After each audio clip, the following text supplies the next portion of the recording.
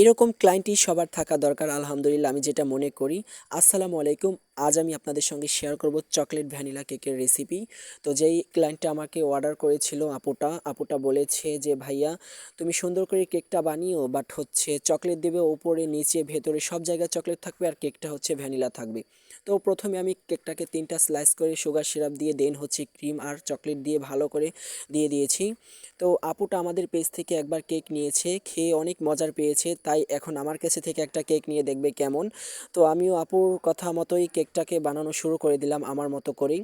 তো আপুটা এটাও বলেছিল যে ভাইয়া ডিজাইনটা যেমন হোক তুমি সুন্দর করে কেকটা বানিও, আমি একটা নিয়ে অন্তত খেয়ে দেখি কেমন, আমার বাচ্চাকে খাওয়াবো, তো সেরকম করে বানাবে।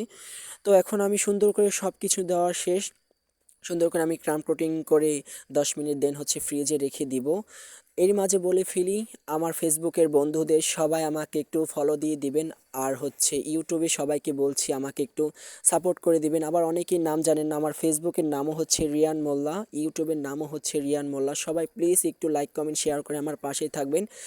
এখন আমি এখানে ক্রিম আর গানাশ দিয়ে ভালো করে আবারও ক্রাম কোটিং করে রাখবো। মানে এখন হচ্ছে 10 মিনিট রাখলেই হবে এনাফ, আর এর থেকে বেশি রাখার দরকার নাই।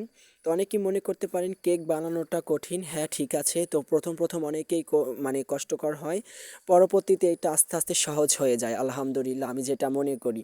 এখন আমার মানে বানাতে গেলে মনেই হয় না যে আমি কেক বানাচ্ছি, অনেক অনেক ভালো লাগে। এখনও ক্লাস করাই, তো কেকের ক্লাস করে আয়শাস ফেসবুক পেজ হাউজে নক দিলে সেখানে আপনারা সুন্দর সুন্দর ক্লাসও করতে পারবেন। তো এখন আমি পুরো কেকটাকে এখন আমি মানে ফাইনালি ফিনিশিং দিয়ে দিব। তো ফিনিশিং দিতে তেমন একটা কাজ লাগে না, তার মধ্যে আবার এটা 1/2 পাউন্ড একটা কেক, তত বেশি প্যারা নেওয়ার দরকার নেই। 1 পাউন্ড কেক হলে একটা কথার ছিল। তো এটাকে আমি সাধ্যর মতোই বানানোর চেষ্টা করেছি আলহামদুলিল্লাহ। আপুটা অনেক সুন্দর একটা রিভিউ দিয়েছে মাশাল্লাহ, দেখে আমি অনেক খুশি, মানে হ্যাপি হয়ে গেছি একদম। তো এরকম একটা ফিনিশিং আনছি, তো চকলেট ঢালার পর সেটা আর দেখা যায় নাই। তো আলহামদুলিল্লাহ, এই যে দেখুন কেকটাকে পুরো একদম চকলেটে ভরপুর করে এখন আমি ড্রপ ড্রপ করে কিছু ফুল দিয়ে দিয়েছি সুন্দর করে।